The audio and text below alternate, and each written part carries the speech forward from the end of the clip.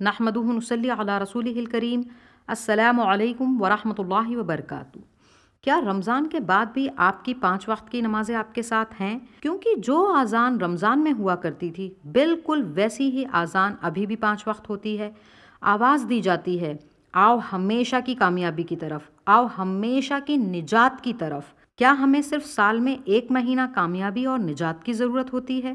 نہیں، جبکہ یہ ضرورت تو ہماری آخری سانس تک ہے کہ اللہ ہمیں اپنے کامیاب بندوں میں شمار کر لے اور تمام بری چیزوں سے ہمیں دور کر دے۔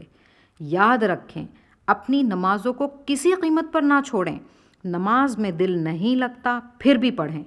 صرف رمضانی مسلمان نہ بنیں، رحمانی بنیں، جو اپنے رحمان اللہ سبحانہ وتعالیٰ کے سامنے پورا سال 5 وقت سر جھکاتا ہو، نمازوں کے ذریعے اللہ کا شکر ادا کرتا ہو، کیونکہ رمضان تو ہمیں اللہ کی عبادت سکھاتا ہے۔ 11 مہینے کیسے عبادت کریں، گناہوں سے کیسے بچیں، جس طرح سے رمضان میں پورے جوش کے ساتھ عبادت کی جاتی ہے، بس ویسے ہی جوش پورا سال برقرار رکھیں۔